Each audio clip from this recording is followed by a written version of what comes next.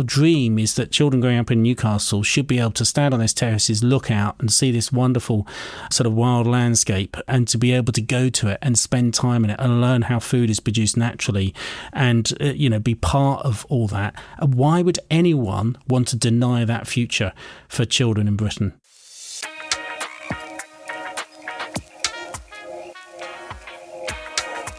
Welcome to another episode of Rewilding the World. I'm Ben Goldsmith, and I'm here with my old friend Craig Bennett, who is one of the most important people in the British conservation and more recently rewilding movement as Chief Executive of the Wildlife Trusts. Craig, thank you so much for taking the time to join me today. Thank you, Ben. Love this podcast. So delighted to be part of it today. So, Craig, I've loved the Wildlife Trusts since I can remember, certainly since I was a teenager, probably because of the land acquisition element of what the Wildlife Trust does. And in fact, the organisation was set up by, I've got to get this right, the great-grandfather of my children from my first marriage, Iris, Frankie and Isaac, because it was Charles Nathaniel Rothschild who founded the organisation that became the Wildlife Trusts in 1912. I remember learning that he convened a meeting at the Natural History Museum to form what was then known as the Society for the Promotion of Nature Reserves, which is the direct predecessor of today's Wildlife Trust. And I sort of I got married so young, so it feels like I grew up in his place in Suffolk, and where he had been a lepidopterist and had a great interest in butterflies and so on. And later on, I knew his daughter, Miriam Rothschild. But what I've always loved about the Wildlife Trust is that it does something so fundamental and so simple, which is to raise money and buy very special places and restore and protect them forever.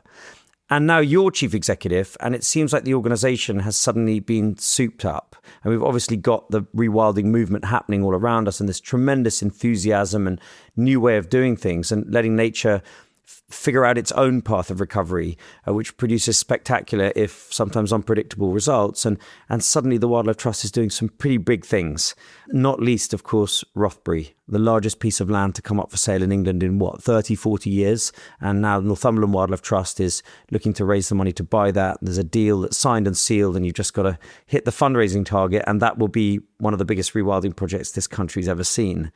So should we start with Rothbury, because it's so current and so exciting? How's it going? How's that happened and how's it going? Well, it's going really well, but to tell the story really, Ben, I'll just go back on some of the things you just said there. You're right, Charles Rothschild started the Wildlife Trusts, or what was then known as the Society for the Promotion of Nature Reserves, as you said, back in 1912. And, we don't want to overlook the fact that that was a really kind of profound, innovative thing to do at the time. I mean, a lot of people thought he was mad, this idea of just trying to get money to buy up little bits of land here and there to protect the best bits of what was being lost at the time, when he saw the loss of nature already happening back in 1912. And over that time, we've grown to a federation of 46 wildlife trusts across the UK, the Isle of Man and Alderney. In total, we have now more nature reserves than there are McDonald's restaurants in the UK, in fact 1,000 more. And we're actually collectively the 7th largest landholder in the UK. And we have, crucially, almost 1 million members. In fact, we've added another 100,000 members in the last 5 years, which I think should tell politicians a thing or two about just how much the British people care about nature. And we're really, really proud of those thousands of nature reserves, Ben. But, they haven't stopped the decline of nature. I mean, it would have been a lot worse if we hadn't done them. And they do protect the very last bits of nature that we need to protect and build back out from. But we've known for a long time that just trying to slow the decline of nature is not enough. We want to reverse it. We want to make more space for nature, of course, and it's going to be bigger, better, more joined up, to coin the phrase that Professor John Lawton said in his review.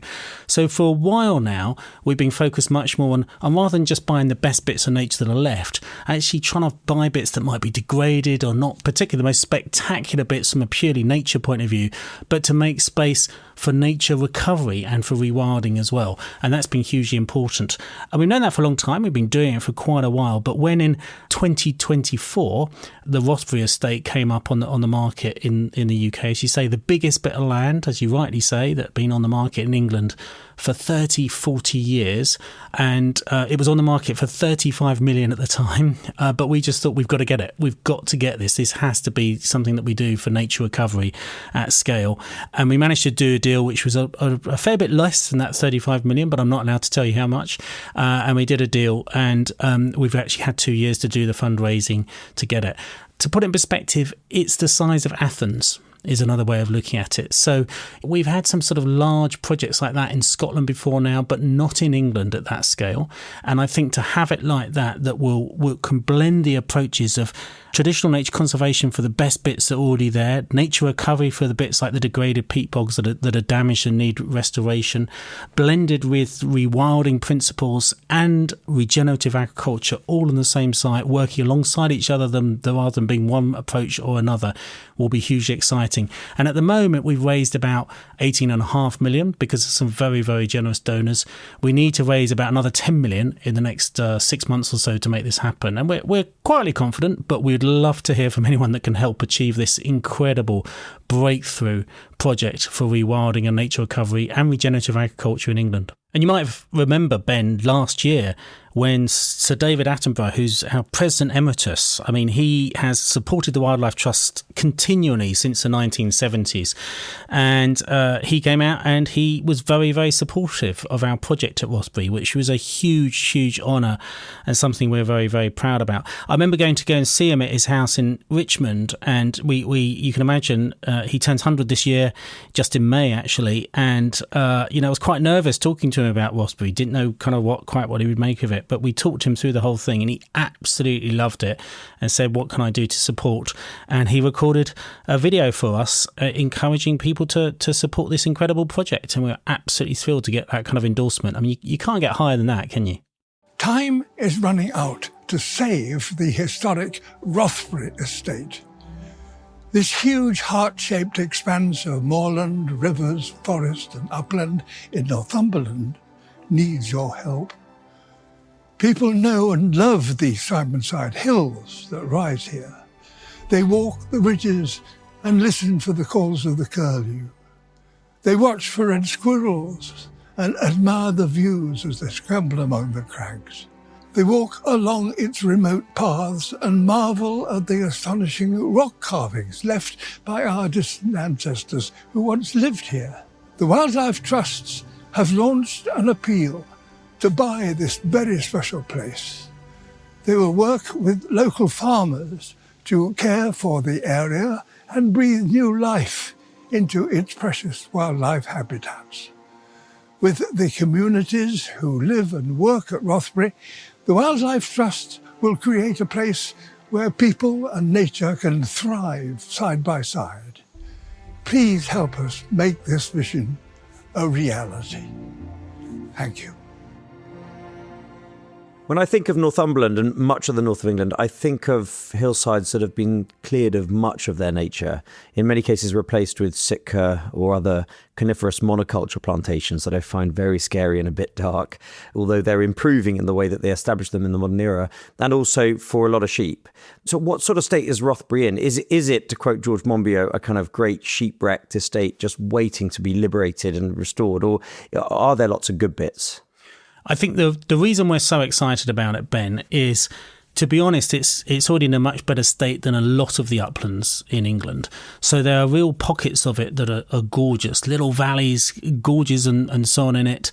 It's got a real mix of habitats. It's got uplands, it's got lowlands, it's got riverine habitats, it's got some native woodlands there, some lovely sort of clumps of juniper, for example. But it has got some degraded areas, some degraded peat bogs, upland peats. It's got some other areas that have been very heavily grazed and so on. But the opportunity there for nature recovery is huge, and we should be able for it to bounce back pretty quickly. It shouldn't take too much for that to happen. There are working farms there, and we want them to continue being working farms. We want to try and work with the existing tenants to progressively over time to reduce sheep numbers and actually increase cattle numbers, and more to the point with our brilliant neighbours that say at Heppel Wilds and places like that, to move to much more kind of regenerative agriculture and to move to sort of much more wild kept grazing and so on. And there's a huge amount of support from the local community for that. We've had people like the Women's Institute fundraising for the acquisition of Rothbury, the local Women's Institute. We've had community groups, we had local people producing craft toys and things like that, selling them in the local town of Rothbury and so on. As ever in these circumstances, you get one or two voices that are a bit critical, mostly because they don't fully understand what the plans are and haven't engaged so much. But we've got fantastic support overwhelmingly from the local community, and it couldn't be going better in many respects. We just have to get that next 10 million in the next 6 months. It seems to me that a lot of the criticism that's directed specifically at the rewilding big idea is that it's about removing livestock grazing, in other words, ending farming. And I'm yet to see a rewilding project that seeks to remove livestock grazing. In fact, one of the core principles of rewilding is that the natural processes that are created by different keystone species are the way in which you bring about nature recovery. And principal among those is the grazing and browsing and trampling and dung of heavy grazers, such as native cattle or their wilder antecedents, the European bison that you now have at your Kent Reserve, or the aurochs, which are, of course, extinct, but they've been resuscitated through selective breeding and now known as tauros. And so there is a magic or a silver bullet here, in that we want farming communities to continue to farm. They're the soul and the lifeblood of these remote areas. And we want all that to continue. And in fact, by farming with native cattle in an extensive way, in the way that earlier generations did, we can have it all. We can have the farmers and we can have the tremendous nature recovery and those wonderful kind of dynamic, shape-shifting, semi-open woodland mosaics that we want. In fact, the cattle are perhaps the essential ingredient. So do you think the Wildlife Trust is doing a good job at putting that across, that it's not about excluding farming, it's about adapting farming or perhaps returning to a more traditional way of farming? We're trying our very best, Ben. I mean, there is, it is a kind of quite tiresome polarisation of the debate sometimes in the UK on this, as you will know. And it's often very frustrating that there are people out there that kind of heckle into the debate that haven't followed it closely.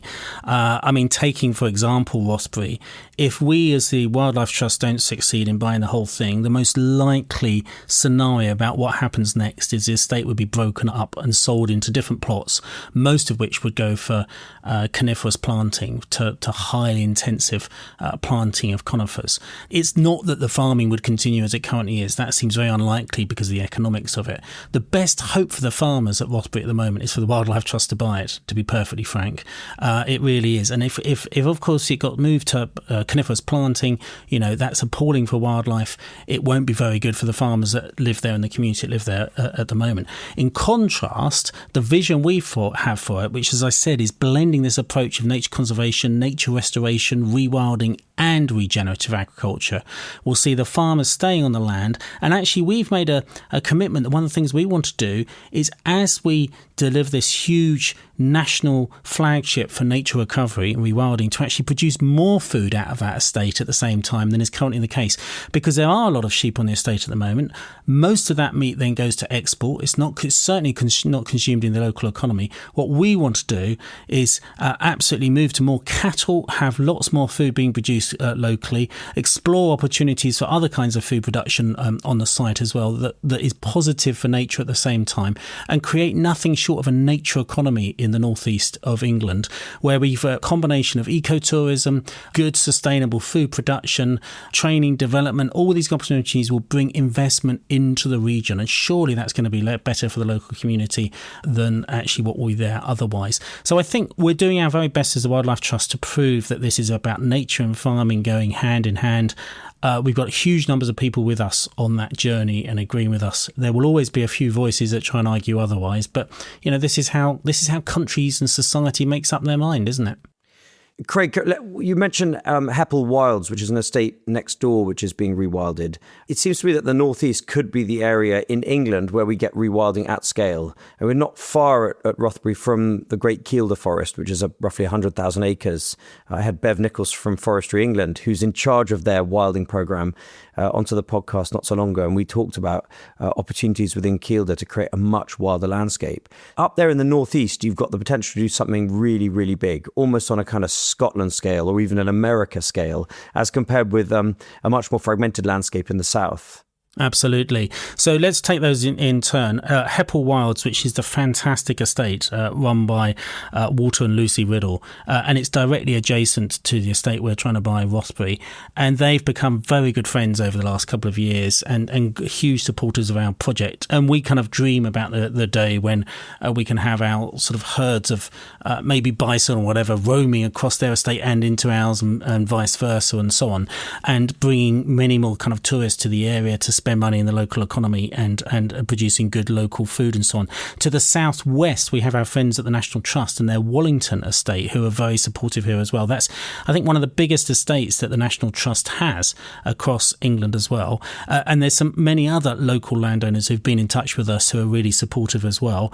As you rightly say, Kilda Forest not far away. Great interview with Bev that I heard on this podcast not long ago, and Bev's a good friend of the Wildlife Trusts as well. So all of us kind of see the potential here to create nothing less than a 40-mile wide corridor across Northumberland for nature recovery. And that will be spectacular. What that does for the Northumberland economy will be absolutely spectacular. And this is what excites me so much about this, Ben, is that yes, this will be great for nature, unquestionably. And yes, it will give people in England, not least children in the cities in the northeast, in the north of England, an amazing place to go to really experience wild nature. And there's not too many of those in the north of England. So having that will be absolutely amazing to give those kids from Newcastle, from Leeds, from York, from Liverpool, from Manchester, the opportunity to get out into nature, have a night under the stars, looking at it's a dark sky zone, experiencing all that. But also an opportunity for us to end this ridiculous debate about whether it's nature or the economy, nature or food, nature or people, because actually, particularly when you do it at that kind of scale, we can see how this is the only real positive vision for that kind of landscape going forward. That's why I think we're getting so much support.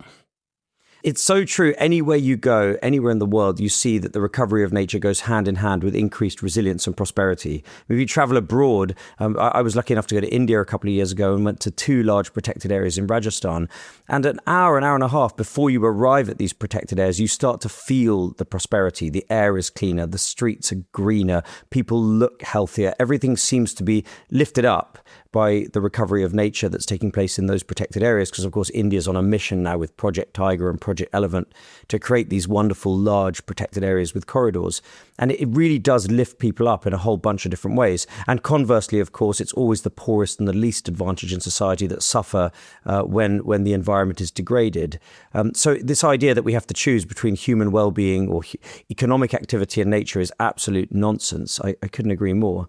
These acquisitions, because it's not just Rothbury, they seem to be getting bigger and more frequent. And not far from where I am in Somerset, our neighbours, the Dorset Wildlife Trust, last year, or just at the end of 2024, bought Liscombe. And it's big Liscombe. I went there at the open day, and more than 800 acres, I think, of extraordinary but very degraded chalk downland with lovely valleys and huge opportunity to create a really magical ecosystem there.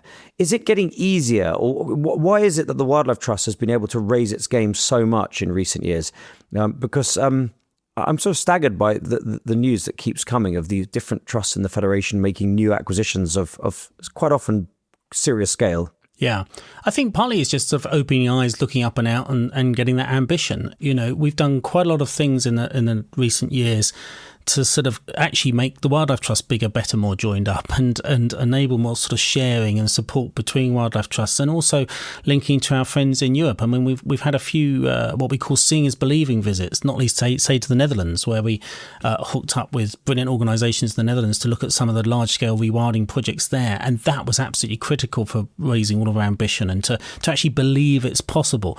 You know, it's one thing to do it I don't know, in Chile or in Canada or something like that. But actually, when you go to somewhere like the Netherlands, which has roughly the same kind of population density, roughly the same sort of economy as the UK, and yet they've managed it there, then actually you're going to think, well, why can't we do it in the UK as well, and in the lowlands as well? But it's also this kind of thing of like just knowing that's what we're going to do if we're going to turn around the graphs of nature keep pointing in the wrong direction. We know we've got to make more space for nature.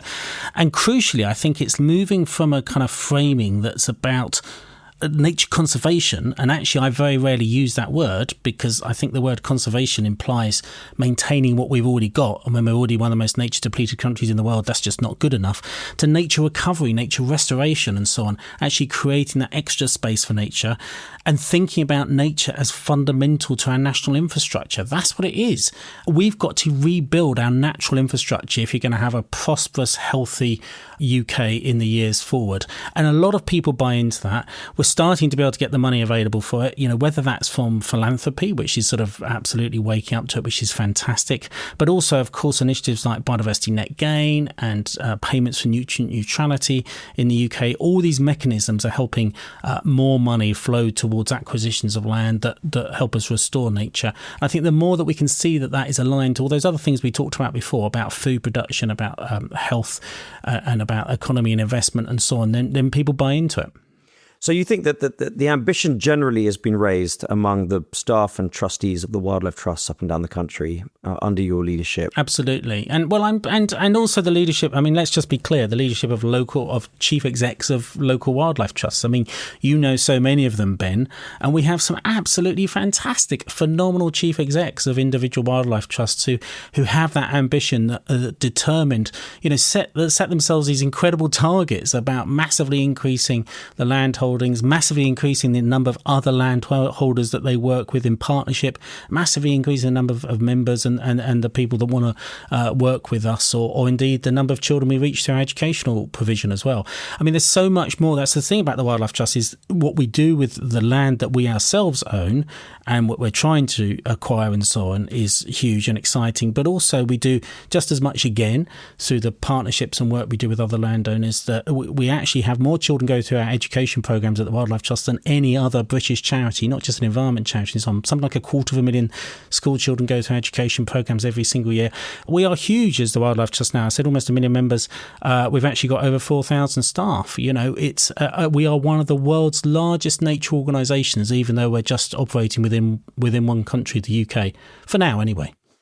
And all of that within an environment in which the general ambition on nature has undoubtedly risen in the last decade or so.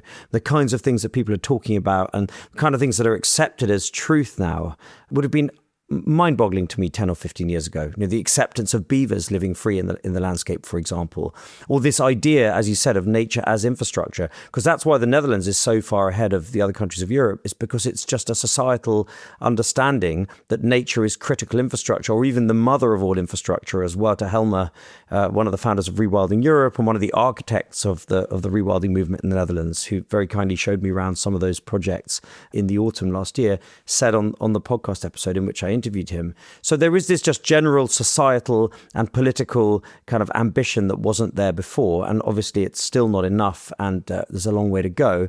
But we've made tremendous progress. And in parallel with that, we're living in an environment whereby you can secure financial revenues that weren't there before. So I presume 15, 20 years ago and earlier, local wildlife trusts buying bits of land were totally reliant on donations and bequests. And now the donations and bequests, in a way, are vital to get things over the line. But then what really brings the scale is the ability to then lock in long-term revenues from the things you've said, nutrient neutrality, BNG, voluntary carbon, and the publicly funded environmental land management scheme and so on. So do you think the local wildlife trusts that make up the Federation are way more commercial now than they ever were before? Absolutely, 100%. Our 46 trusts are all small to medium-sized enterprises, if you like, some of them getting bigger and getting highly commercial in the kind of approach that they take.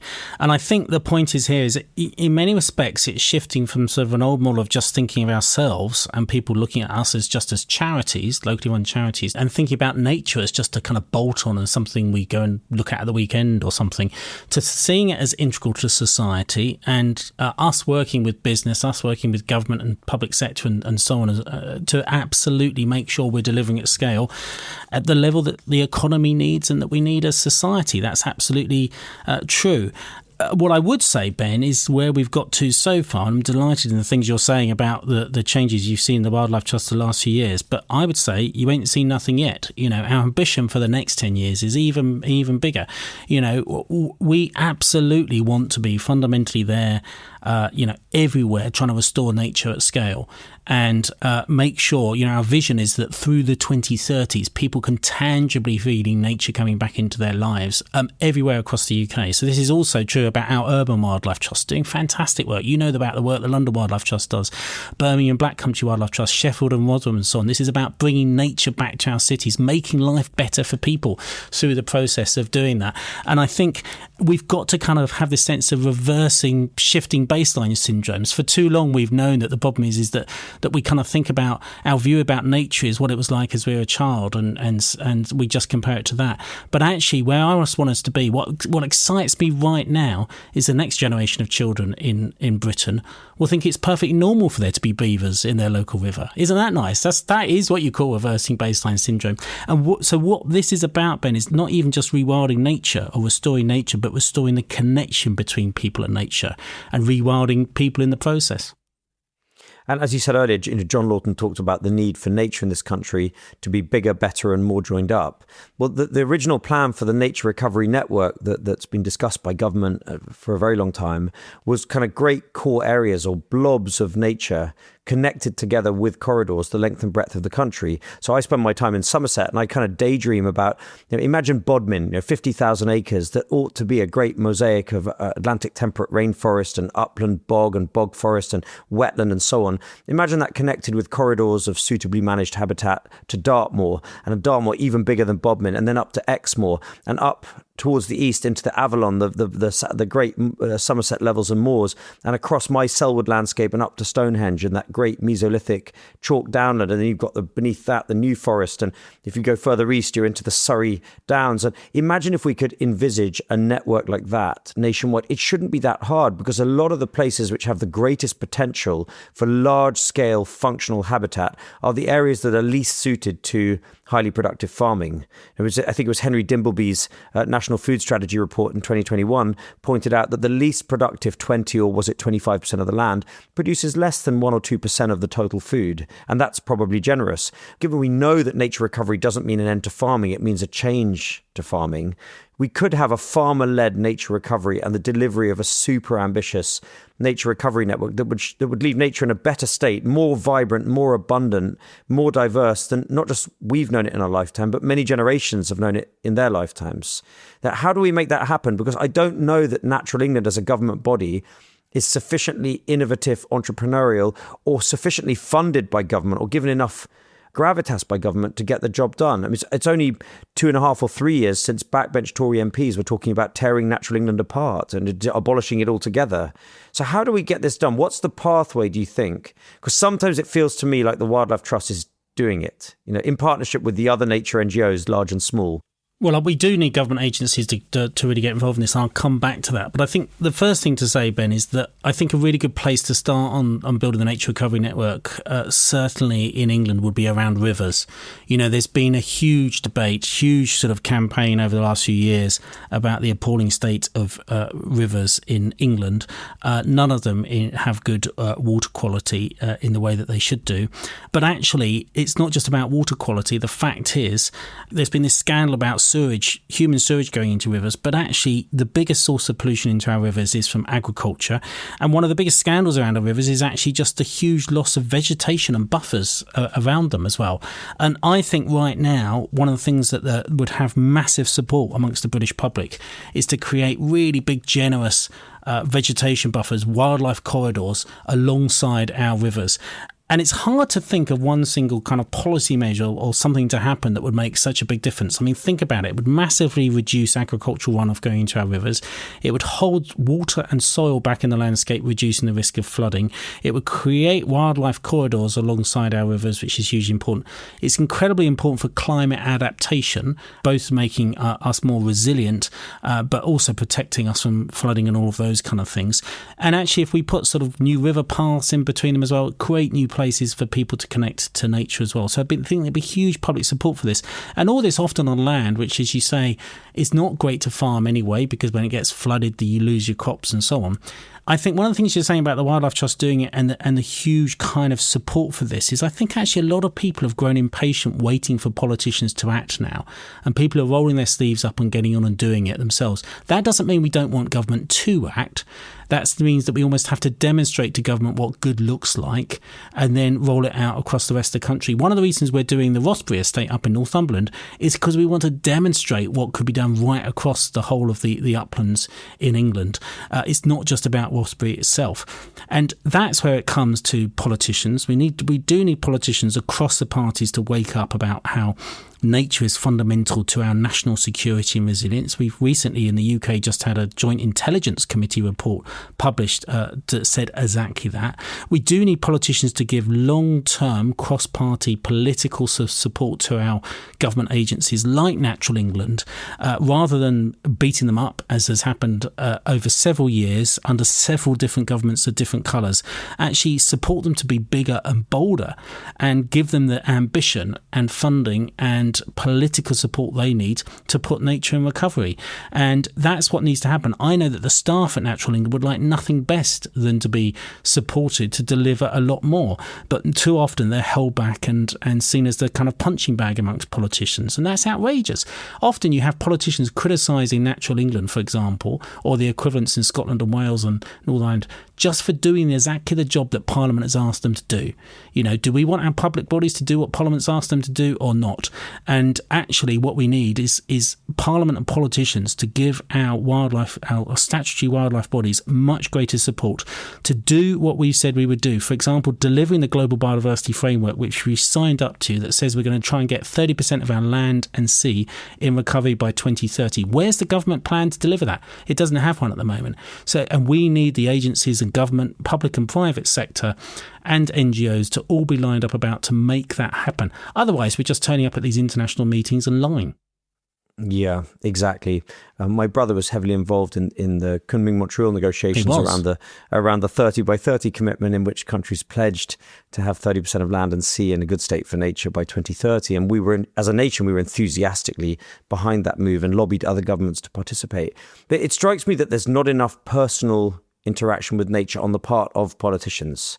I think that's what's lacking, because occasionally you get one that really does love nature. John Randall, for example. I don't remember whether he was Tory or Labour. I think he's still in the House of Lords. He was Tory, Great bird watcher. And you get and Boris Johnson was also someone who was keen on nature. And there was a moment during his government where good things happened. And Michael Gove was at DEFRA. And so you get the odd one that really wants to take this seriously. But as a whole, politicians, I think, are way behind the public on this. And it so often becomes partisan. You know, I've been called by people on the right of the political spectrum woke, you know, because I care about nature. The idea that nature, which is fundamental to everything, is some kind of woke or politicized issue is just absolute nonsense.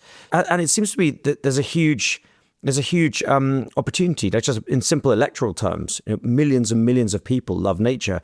You know, you've seen figures of how many millions of people feed the birds, and the popularity of David Attenborough's documentaries, the million-odd members that you've got, and similar organisations, National Trust, RSPB. There are enormous numbers of people in this country that really care, and it's not that hard an issue to tackle. So you'd have thought that a party that comes out with a really ambitious pitch on nature, and one that doesn't sweep livelihoods away, because we don't need to make that choice. We don't need to sweep. You'd have thought that would be a real vote winner. And I'm baffled all the time that we don't get that. I'll give you some of my theory on this, Ben. I mean, the curious thing is that I think historically the Conservative Party and Conservative politicians, a lot of them, and this is a sweeping generalisation, but have struggled with the issue of climate change. And partly because to kind of tackle it does require clearly market interventions and regulation and so on.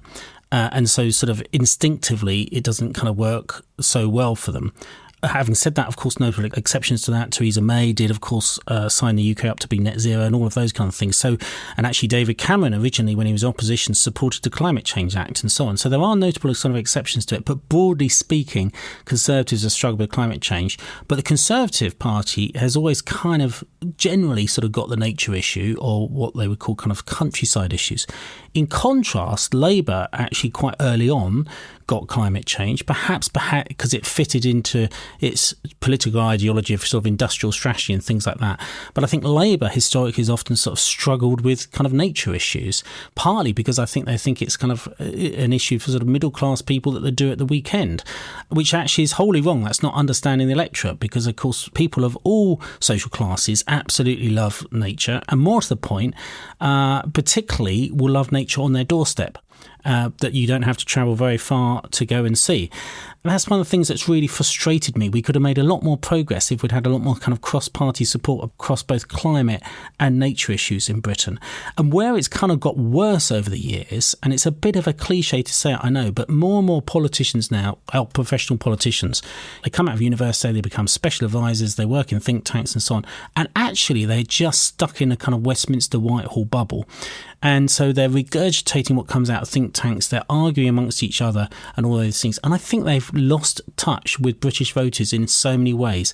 And one of the ways that it's unbelievably clear is on issues to do with nature, where, you know, you've had a certain narrative coming out of some people in Conservative Party and some people in the Labour Party over the last few years that seems to say that all that matters is a focus on growth and GDP, and that no one seems to care about nature. And it's almost the same language from both. And actually, where's the sensible voices that says we fundamentally need to be restoring nature if we're going to have a prosperous, thriving UK in the years ahead? So we need to kind of find a radical narrative again, political narrative that's about restoring nature alongside what it is to be a successful country again. I think there are also nuances that you can deploy in talking to politicians about nature. So when a group of us were setting up the Rewilding London Task Force for Sadiq Khan, including, by the way, Matthew Frith, God bless him, a brilliant former chief executive of the Wildlife Trust of London, and a really, truly great champion for nature for a very long time. We talked in terms of social justice. Now, why should children growing up in rural areas or from privileged backgrounds be able to have on their doorstep access to real nature, to be able to look into the sky and see birds and hear bird song and so on, whereas kids growing up in inner city London don't have that opportunity when they could so easily? There's so much green space in our cities. You could so easily make it possible for children of all backgrounds, urban and suburban and rural, to have nature all around them. And it's a birthright thing, and they've been stripped of a birthright, and it's so easy to put it back. That was the pitch that we successfully used with Sadiq, who is now one of the great champions of nature within the Labour Party. Yeah, what he's done in London is amazing. Yeah, I was this morning at Wild Tolworth with Elliot Newton of Citizen Zoo, another former podcast guest of mine, and we were looking at cattle, and then we went to Ealing and saw the beavers of the Beaver Project there, and I just flabbergasted to see these really, truly beautiful Gardens of Eden right there in the middle of London. So it's all so possible, and I think there is a language thing. And on the conservative side of the political spectrum, I think people are moved by rhetoric around home and place and tradition, and think of the imagery of kind of the British countryside that's so often used in conservative pamphlets and so on. And it's just fundamentally patriotic to want lots of nature in our country. And so I think we can flex the language a bit. And some really good work being done in the US by an organisation called Nature is Non-Partisan. That this is an issue that should transcend all of our petty arguments of kind of right to left and how we organise the economy and all these other things. Now, it transcends all of that. We may then have debate over how to deliver nature recovery, more state involvement or less, more market mechanisms or what have you. But the fundamental idea of a world that's rich in nature should be absolutely non-partisan. And to what extent can you and can the Wildlife Trust generally engage in those kinds of things? Because your interventions are infrequent but very powerful, I've noticed. Yeah, well, we do. I mean, it's kind of often said in the newspapers in Britain, all charities shouldn't be political or they're not allowed to be that. But you know what? That's rubbish, actually. We are allowed to be political with a small p. We're not allowed to be party political. We would never tell people how to vote. But I mean, actually, restoring nature is a political issue, and we need to be in there and shaping that debate. And we, over the last few years, we don't hold back at all in calling out politicians when they get it wrong and when they're arguing against nature. When there's a lot of misinformation, we've had it in the UK about talking about things like the Bat Tunnel and things like that around the HS2 development, where we were just being sold complete rubbish by politicians who were effectively just lying to us about some of the reasons why that was happening. And so we do see a lot of misinformation in this debate, and it's down to organisations like the Wildlife Trusts to call it out. But look, I couldn't agree with you more, Ben, about these issues about nature being a right and it being something that should be there for everyone. And when we talk about, our plans for Rothbury in the northeast of England, I mean, you can see that from the terraces at St James's Park at Newcastle United. Our dream is that children growing up in Newcastle should be able to stand on those terraces, look out and see this wonderful sort of wild landscape, and to be able to go to it and spend time in it and learn how food is produced naturally and, be part of all that. Why would anyone want to deny that future for children in Britain? Craig, when you do speak, it does get heard, and it's quite often makes its way onto the front page of the newspapers, as when you said, as Chief Executive of the Royal Federation of Wildlife Trusts, that you'd like to see European brown bears back in Britain. And by the way, I too would like to see all of our extinct wildlife, including bears, back in Britain. And I believe, maybe I'm crazy, that it will happen one day. I've got a letter somewhere from the guy that ran Richmond Park when I was a kid, in reply to mine, explaining very patiently why we couldn't possibly have wild boar back in the park. But I remember at the time thinking, just refused to accept this idea that we can't have wild boar back, and we must have them back. And now they are, of course, back. They've rewilded themselves through escapes and so on, and there's several thousand wild boar now in the Western Highlands of Scotland and the borders and the Forest of Dean and Gloucestershire and South Wales. There's even a few in the southwest of England now, and we've got beavers back and ospreys and white-tailed eagles and white storks and wildcats and all pine martins back in the south of England. So all these species that I dreamed of having back in our landscapes as a child are now back. And so what do you think the prospects are that we will see, say, lynx back in Britain? I know your Wildlife Trust is a big part of the Missing Lynx project here in England. There's a similar project in Scotland, and ultimately wolves and even bears. Could that be? Yeah, so when I was asked that question, it's just when I came into the job and I was being interviewed by a journalist, and they were talking about reintroductions, and they said, are there any species in principle, British species in principle, that you would disagree with reintroducing? And I said no, and they went through the list. And, the question was in principle. And, I really believe that any ecosystem, any landscape where these are native species, ideally they should be there. I recognise, of course, that there are many more practical problems, say, with reintroducing bears than there would be, say, with pine martins or beavers even, and it will take a lot longer, and who knows if and when it can ever happen. But the question is in principle, and I think we need to remember that the point I always make is that wolves, bears, lynx, all of these are just as English as Shakespeare or cricket. And why should we? It just so happens they've not been here for a bit. And when I'm asked what my favourite British species is, I do say native British species, I say brown bear, because I just want to remind people that it should be here. That doesn't mean I think it's about to come back. But what we can't allow is to forget actually what our natural ecosystem should look like. We need to keep that reference point. And I think who knows what can happen one day if we do that. And there's every reason, that there are practical things. One of the things we've got to learn again in Britain is coexistence. In so many parts of the world are much better societies, even countries with big population densities are much better at living alongside wolves or wild boar or beavers or whatever.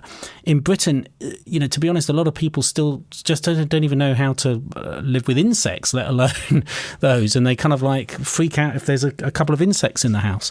So I think we've got to learn coexistence again. And I do think actually one of the ways to do it is, what's interesting is where reintroductions have happened, and beavers is the classic example, but also pine martins, and I hope before long pelicans and many, many other species as well. Actually, there might be a lot of controversy in advance, but once they happen, they're nearly always hugely successful and hugely popular. And I'll give you this final test to think about, Ben. Just as a thought experiment, imagine if we still had pelicans or wolves and bears and lynx in this country. Would the British public support them being eradicated? No, they would not. They absolutely would not. So I think the support is there for one day them to return.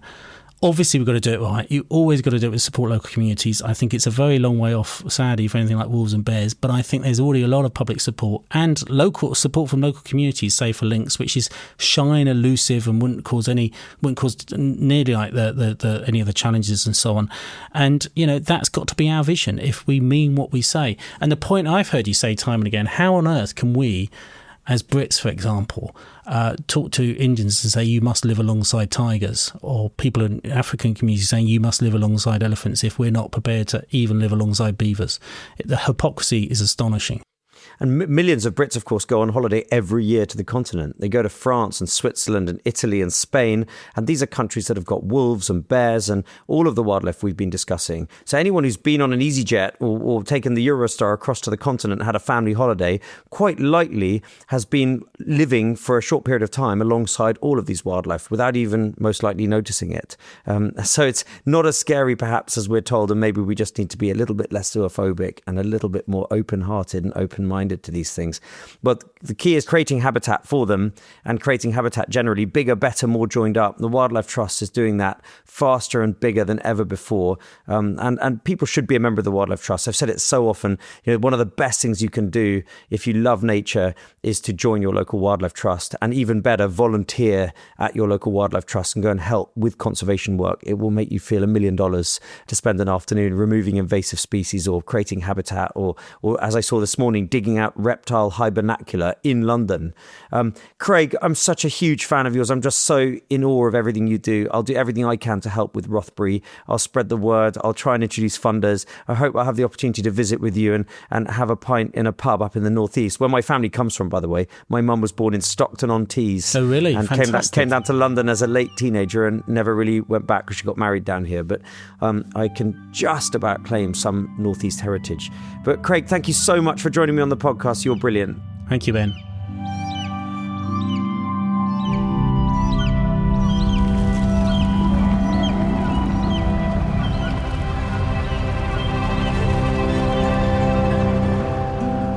I'm such a fan of Craig Bennett's, and I'm so happy that he's at the helm of the Wildlife Trust. It's one of the most important nature restoration organisations in the country at a time when there is this historic opportunity to pick up degraded land and to protect it for nature forever. And if you enjoyed this episode, please do give us a like and share the podcast with friends and colleagues. Our numbers are growing and we want as many people as possible to hear these uplifting stories. Next time on Rewilding the World, I'm going to be talking about generation restoration with Tim Christopherson, who coined the term while he was spearheading the UN Decade on Ecosystem Restoration at the UN. Tim's just brought out a book on this and how we heal our relationship with Mother Nature, and is now working at Salesforce.com, one of the largest software companies in the world, leading their efforts to invest in nature-based carbon from all over the world.